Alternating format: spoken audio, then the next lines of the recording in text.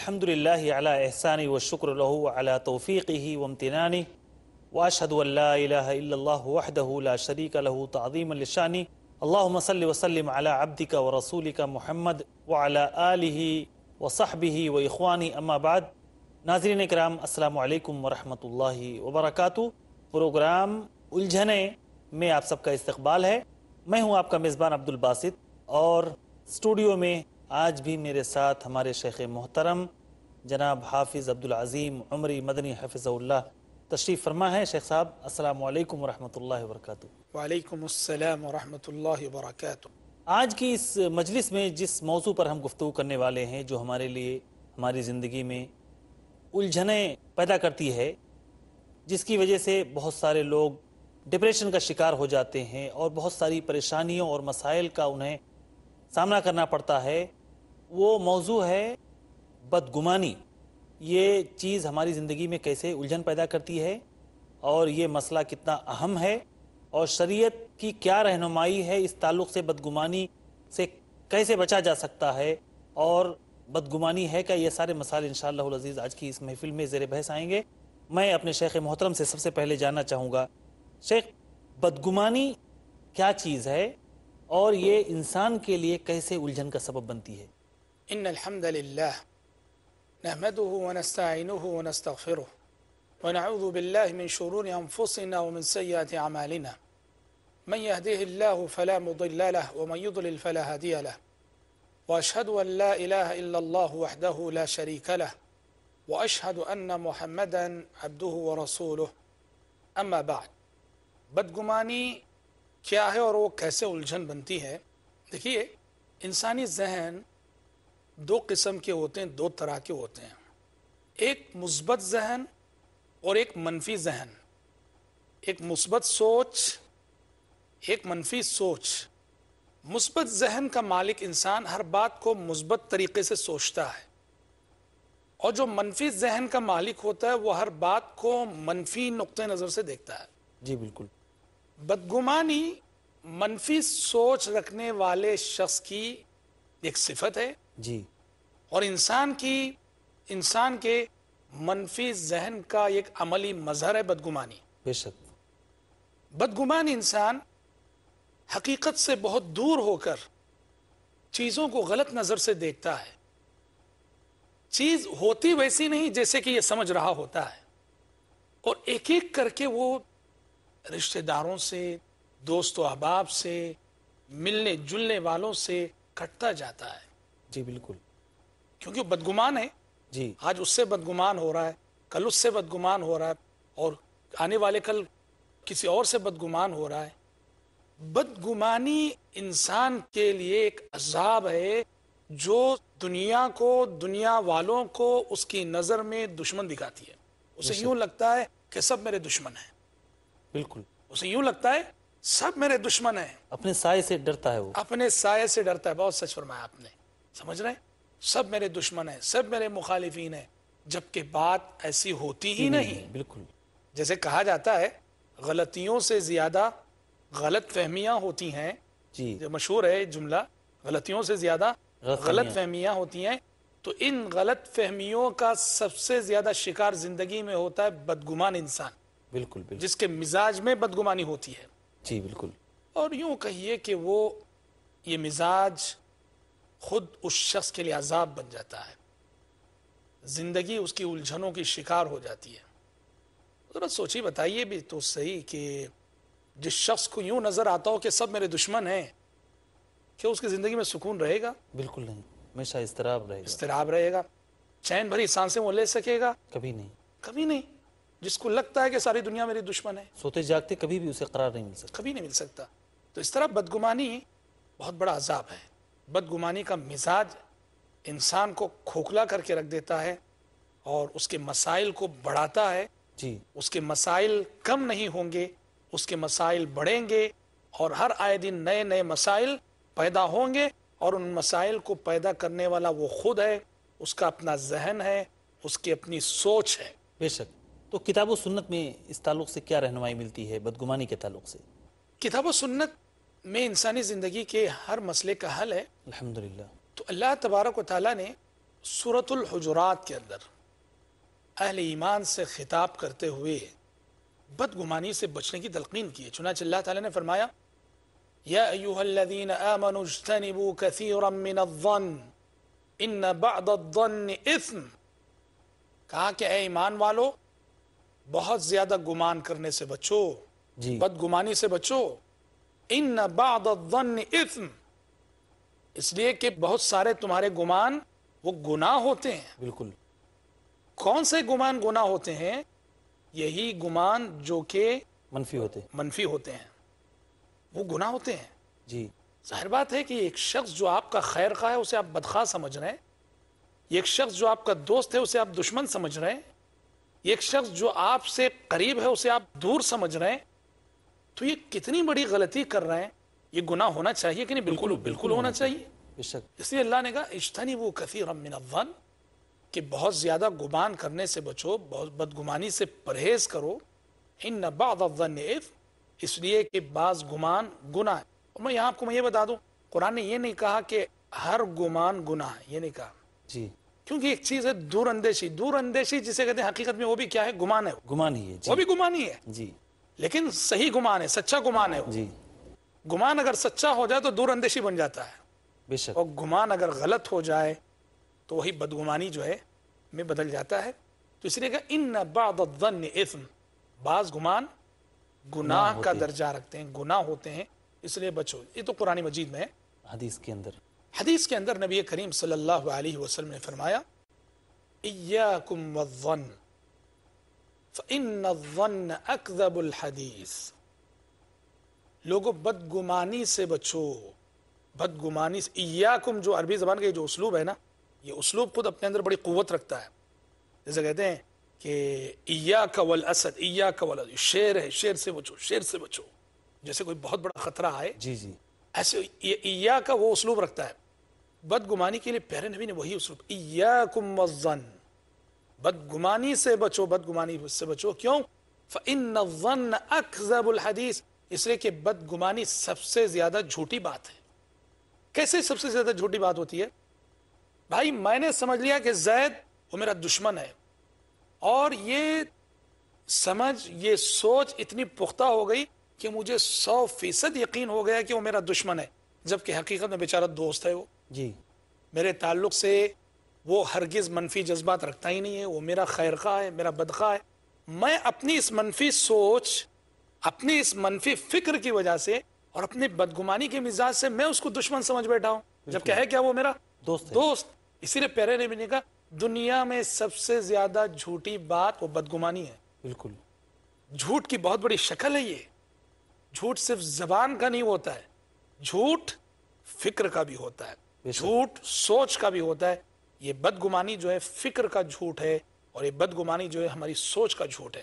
فإن الظن اکذب الحدیث. بے شک.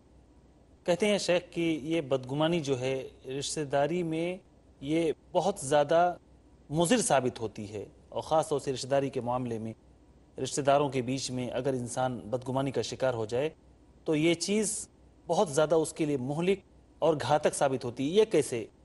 ہاں سچ ہے کہ بدگمان انسان وہ رشتوں کو نبھا کر چل نہیں سکتا. بے شک.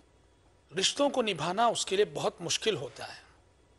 وہ تو سب سے علیحدہ ہو کر, سب سے کٹ کر تنہا جیتا ہے. وہ حتیٰ کہ بدگمانی کرتے کرتے وہ اس حد تک پہنچ جاتا ہے اپنے بیوی بچوں سے بدگمان ہو جاتا ہے. بالکل.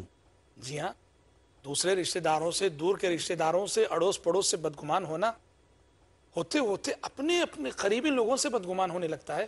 وہ تنہا جیتا ہے. اس لیے جو بدگمانی کا مزاج جو شخص رکھتا ہے, رشتوں کو نبھانا اس کے لیے بڑا دشوار ہوتا ہے. اور خصوصاً بدگمانی کا یہ مزاج رشتہ زوجیت کے لیے بہت بڑا زہر ہے. بے شک. بالکل صحیح کہا شیخ. میاں بیوی کا جو رشتہ ہے, میاں بیوی کے اس رشتے کے لیے یہ بدگمانی کا مزاج بہت بڑا زہر ہے. میاں اور بیوی دونوں میں سے کوئی ایک بھی اگر بدگمان نکل جائے, یقین کیجئے زندگی عذاب ہے. بالکل. گھر جہنم بن جائے گا. ہر دن, ہر آئے دن کوئی نہ کوئی مسئلہ, کوئی نہ کوئی مسئلہ. اور یہ مزاج کبھی بدگمانی کا شوہر میں ہوتا ہے اور کبھی بیوی کے اندر ہوتا ہے. شک کی مزاج ہوتے ہیں کبھی. شک کی مزاج جس کو عام زبان میں کہا جاتا ہے شک کی مزاج، یہ مزاج اگر آ گیا دونوں میں رہے یا دونوں میں سے کسی ایک کے اندر بھی رہے، واللہ کہہ رہا ہوں زندگی عذاب بن جاتی ہے. جی بالکل. اور پیارے نبی صلی اللہ علیہ وسلم حدیثوں میں ارشاد فرمائے ہیں کہ اسی بدگمانی کے ذریعے سے شیطان میاں بیوی کے درمیان اختلافات ڈالتا ہے، پھوٹ ڈالتا ہے، دراڑیں پیدا کرتا ہے، میاں بیوی کی محبت کو نفرت میں بدلتا، اسی بدگمانی کے ذریعے سے. بے شک. چنانچہ مشہور حدیث ہے مسلم شریف وغیرہ کی، پیارے نبی صلی اللہ علیہ وسلم نے فرمایا ان ابلیس یضع عرشہ علی الماء ثم يبعث سرایاه يفتنون الناس فأدناهم منه منزلة أعظمهم فتنة يجيء أحدهم فيقول فعلت كذا وكذا فيقول ما صنعت شيئا حتى يجيء أحدهم فيقول ما تركته حتى فرقت بينه وبين امرأته. جی بہت عظیم حدیث ہے. انشاءاللہ العزیز اس حدیث کا ترجمہ اور اس کی وضاحت ہم بریک کے بعد سنیں گے. ناظرین کرام تھوڑی دیر کے لیے ہم وقفے پہ جا رہے ہیں، بہت جلد لوٹیں گے اور اس عظیم حدیث کا ترجمہ اور اس کی وضاحت سنیں گے. کہیں جائیے گا نہیں. السلام علیکم ورحمۃ اللہ وبرکاتہ.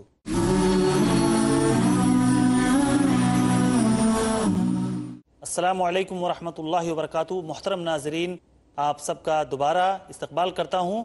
وقفے پہ جانے سے پہلے بدگمانی کے تعلق سے ہماری گفتگو چل رہی تھی اور شیخ محترم نے ایک بہت ہی خوبصورت حدیث آپ کے سامنے پڑھی تھی، لیکن اس کا ترجمہ اور اس کی وضاحت آنا ابھی باقی ہے. اب میں اپنے شیخ محترم سے چاہوں گا کہ ذرا اس حدیث کا ترجمہ شیخ پیش کر دیں اور اس کی وضاحت بھی ہمارے ناظرین کے سامنے رکھیں. تو میں کہہ رہا تھا کہ بدگمانی میاں بیوی کے رشتے کے لیے بہت بڑا زہر ہے. جی یہ رشتے ختم ہو کے رہ جاتے ہیں، ٹوٹ کے رہ جاتے ہیں، زندگی عذاب بن جاتی ہے اگر میاں بیوی دونوں میں سے کوئی ایک بھی بدگمان ہو. جی اس حوالے سے میں نے وہ حدیث پڑھی جس کا مطلب یہ ہے کہ پیارے نبی فرماتے ہیں کہ ابلیس اپنا تخت پانی پر رکھتا ہے، جی پھر اپنی فوجوں کو بھیجتا ہے کہ جاؤ لوگوں کو گمراہ کر کے آؤ.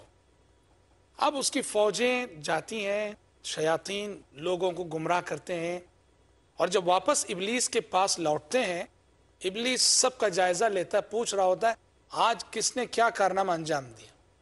ایک شیطان آئے گا کہے گا آج میں نے فلاں کو ایسے گمراہ کیا، دوسرا آئے گا کہے گا آج میں نے فلاں کو ایسے گمراہ کیا. ابلیس کہے گا تو نے کوئی بڑا کارنامہ انجام نہیں دیا.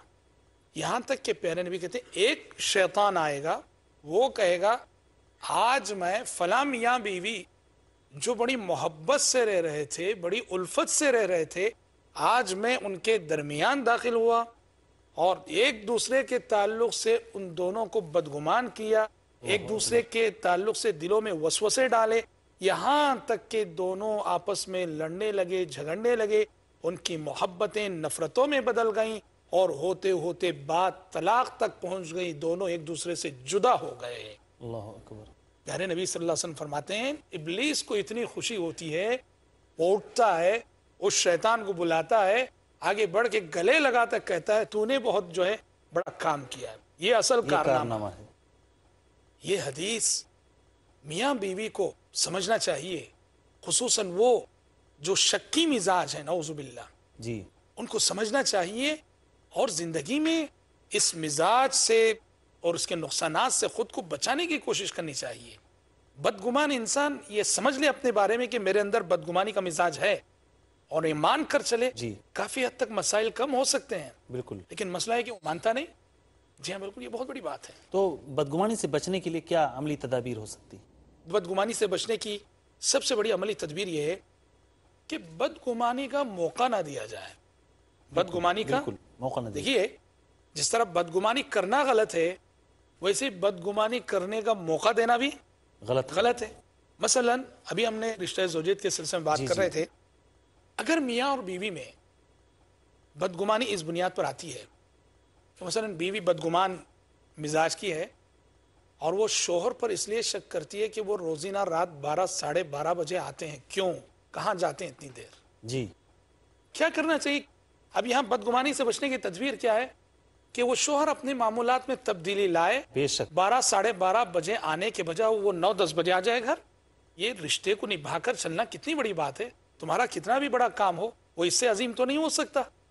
تو لہٰذا اگر رات 12 بجے آنے کی وجہ سے بیوی شک کرتی ہے تو تم اپنے معمولات میں تبدیلی لاؤ اور آ جاؤ 10 بجے آنے کو معمول بناؤ, مسئلہ خود بخود ختم ہے. بے شک. جی ہاں. اچھا فرض کرو کبھی شوہر شک کی مزاج, شوہر نے شک کیا. کب شک کیا؟ فرض کرو کہ شوہر گھر میں داخل ہوا اور بیوی فون میں بات کر رہی تھی مثلا. جی. شوہر گھر میں داخل ہوا اور بیوی نے فون رکھ دیا. اچھی بات ہے, وعلیکم السلام. اب اگر شوہر بدگمان مزاج کا ہوگا وہ سوچے کہ کس سے بات کر رہی تھی یہ, جی شیطان بالکل دماغ میں آئے گا. آئے گا کس سے بات کر رہی تھی. تو یہاں کیا کرنا چاہیے بیوی کو, حالانکہ بیچاری وہ بات کر رہی تھی اپنی بہن سے, اپنے بھائی سے, کسی جی سے بھی. جی. ایسے موقع پہ کیا کرنا چاہیے اس کو, جب شوہر جیسے ہی داخل ہوتا ہے بھلے سے تمہاری گفتگو ختم ہو چکی ہو لیکن جب شوہر آیا ہے تو آمدن کیا کرو, اور لمبا کرو. اور لمبا کرو, شوہر کے سامنے بھی بات کرو. بالکل. اس سے کیا ہو جائے گا, بدگمانی دور ہو جائے گی. تو یہ ہے کہ بدگمانی کا موقع نہ دیا جائے. اور اس حوالے سے کتب احادیث میں ایک عظیم حدیث ملتی ہے, بہت عظیم حدیث, سبحان اللہ. بخاری شریف کی روایت ہے, نبی کریم صلی اللہ علیہ وسلم رمضان کا مہینہ تھا, رمضان کے مہینے میں اعتکاف میں بیٹھے ہوئے تھے, رات کا وقت تھا. ام المومنین صفیہ رضی اللہ عنہ آپ سے بات کرنے کے لیے آئیں, مسجد میں آئیں, جی. اور آپ کھڑے ہو کر اپنی بیوی سے بات کر رہے تھے. نبی کریم صلی اللہ علیہ وسلم اتنے میں مسجد سے 2 انصاری صحابہ کا گزر ہوا جو درمیان مسجد سے گزرے. جی. تاریکی تھی. پیارے نبی نے فوراً انہیں پکار کے کہا کہ وہ دیکھو یہ میری بیوی صفیہ ہے. سبحان اللہ. اللہ اکبر. دیکھیے بہت بڑی بات ہے. بالکل. یعنی بدگمانی کرنا غلط ہے تو بدگمانی جہاں پیدا ہو سکے تو وہاں روک لگاؤ. بالکل. کہا کہ دیکھ لو یہ میری بیوی صفیہ ہے. کہ وہ آپ کی شخصیت کے بارے میں کوئی سوچ بھی نہیں سکتا ہے, سوچ بھی نہیں سکتا ہے, لیکن شیطانی وسوسہ. بالکل.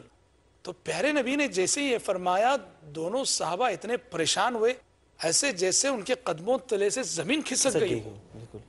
دونوں کہنے لگے اللہ کے نبی یہ وضاحت کرنے کی کیا ضرورت ہے کہ ہم آپ کے بارے میں ایسا کچھ سوچ سکتے ہیں کیا. سبحان تو اللہ. پیارے نبی نے کہا تم نہیں سوچو گے اور تم نہیں سوچ سکتے, لیکن تمہارے پیچھے جو شیطان لگا ہوا ہے وہ تمہارے دلوں میں وسوسے ڈال سکتا ہے. آپ نے اس وقت وہ بات ارشاد فرمائی ان الشیطان یجری من الانسان مجرى الدم. شیخ اسی تعلق سے میں ایک اور سوال آپ سے کرنا چاہوں گا کہ کیا انسان مطلب اپنے رب سے بھی بدگمان ہو سکتا ہے, اللہ تعالیٰ سے بدگمانی ہو سکتی ہے کیا؟ دیکھیے یعنی یہ جو بدگمانی کی بات ہے یہ ایک مزاج ہے. جی. اور جو اس مزاج کا انسان ہوتا ہے وہ مخلوق کے ساتھ بھی ویسا ہی رویہ روا رکھتا ہے اور خالق کے ساتھ بھی ویسا ہی اس کا رویہ ہوتا ہے. یعنی یہ بدگمانی اور حسن ظن اس کا تعلق صرف مخلوق سے نہیں خالق کے ساتھ بھی ہو سکتا ہے. جی. بدگمان انسان اللہ سے بھی بدگمان ہو سکتا ہے جو نعوذ باللہ بہت بڑی محرومی. اور اللہ سے بدگمان ہونے کا مطلب یہ کہ مایوسی. جی. اللہ تو ہر وقت امید دلاتا ہے, کتنا بڑا گنہگار ہو امید دلاتا ہے اپنی رحمت کی, اپنی مغفرت کی, اپنی بخشش کی امید دلاتا ہے.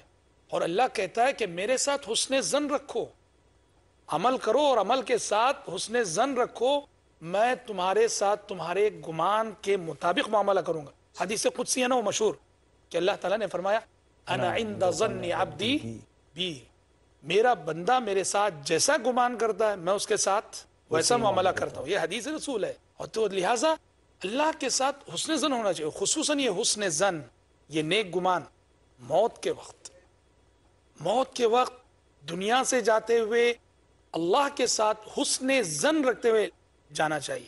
چنانچہ بخاری شریف میں پیارے نبی صلی اللہ علیہ وسلم نے فرمایا لا يموتن احدكم الا وهو يحسن بالله الظن, کہ تم میں سے کوئی بھی شخص نہ مرے مگر اس حال میں کہ وہ اللہ کے ساتھ حسن ظن رکھتا ہو.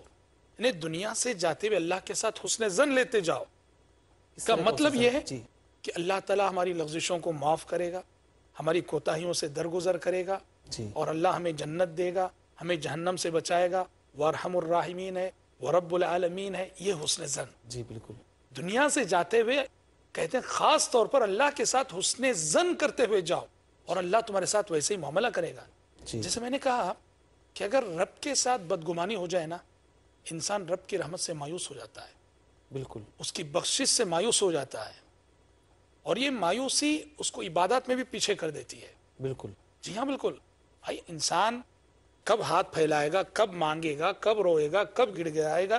جب اسے امید ہو کہ میرا رب مجھے نوازنے والا ہے، دینے والا ہے، معاف کرنے والا ہے، بخشنے والا ہے۔ اس کی صورتحال یہ ہے کہ وہ تو مایوس ہو چکا ہے اپنی بدگمانی کے مزاج کی وجہ سے، جی، کہ رب العالمین مجھے معاف نہیں کرے گا، میری سنے گا نہیں۔ میری سنے گا نہیں، مجھ پہ رحم نہیں کرے گا، وہ تو دعا کرنا ہی چھوڑ دے گا۔ بہت سارے لوگ گنہگار ہوتے ہیں یا زیادہ معصیتوں میں ڈوبے ہوتے ہیں، وہ کہتے ہیں شیخ آپ دعا کیجئے، میں تو بڑا پاپی آدمی ہوں، بڑا گنہگار آدمی ہوں، میری اللہ تعالیٰ کیوں سنے گا؟ اس طرح کی بات کرتے ہیں، یہ بھی ایک بدگمانی کا حصہ ہے۔ بالکل سچ فرمایا آپ نے، یہ بھی بالکل اللہ کی رحمت سے بدگمانی، جبکہ اللہ تبارک و تعالی انہی گنہگار بندوں سے مخاطب ہوتے قرآن میں کہتا ہے قل یا عبادی الذین اسرفوا علی انفسهم لا تقنطوا من رحمت اللہ ان اللہ یغفر الذنوب جميعا، کہ اے میرے وہ بندو جنہوں نے اپنے آپ پر بہت زیادہ ظلم کیا ہے، گناہ کر کے، گناہ کے کام کر کے جنہوں نے اپنے آپ پہ ظلم کیا ہے، لا تقنطوا من رحمت اللہ، اللہ کی رحمت سے کبھی مایوس نہ ہونا، ان اللہ یغفر الذنوب جميعا، اللہ تمام گناہوں کو معاف کرنے والا ہے، بخشنے والا ہے۔ رب العالمین انہی گنہگاروں کو پکار رہا ہے، دعوت دے رہا ہے، اور وہ کہے کہ اللہ میری نہیں سنے گا، واقعتاً یہ ویسے جیسے آپ نے فرمایا یہ بھی ایک طرح کی بدگمانی ہے اللہ تعالیٰ سے۔ تو خالق ہو کے مخلوق دونوں کے ساتھ ہمیں حسن ظن سے کام لینا چاہیے، خوش گمانی سے، نہ کہ بدگمانی سے۔ بے شک، جزاک اللہ خیرن۔ ناظرین کرام، بدگمانی کے تعلق سے یہ ساری باتیں آپ کے سامنے آ چکی ہیں۔ اب ہمارا یہ کام ہے اور ہماری یہ ذمہ داری ہے کہ ہم کتاب و سنت کے بتائے ہوئے طریقے کے مطابق اپنی زندگی گزاریں، بدگمانی سے بچیں، خاص طور پر اپنے رب کے ساتھ ہم بدگمان نہ ہوں، اللہ رب العالمین سے اچھی امید رکھیں۔ جب ہماری موت ہو، ہمارا آخری وقت آئے، تو ہم اللہ رب العالمین کے تعلق سے قطعی طور پر بدگمان نہ ہوں، بلکہ حسن ظن رکھیں۔ کتنی بھی معصیت ہم نے کی ہے، نافرمانی کی ہے، لیکن اللہ رب العالمین کی رحمت سے کبھی مایوس نہ ہوں۔ الہ العالمین تو ہمارے اندر جو خرابیاں پائی جاتی ہیں، ہمارے اندر جو بگاڑ ہے، الہ العالمین تو اسے دور کر دے اور ہماری زندگی کتاب و سنت کے مطابق گزارنے کی توفیق عطا فرما۔ آمین یا رب العالمین۔ والسلام علیکم ورحمۃ اللہ وبرکاتہ۔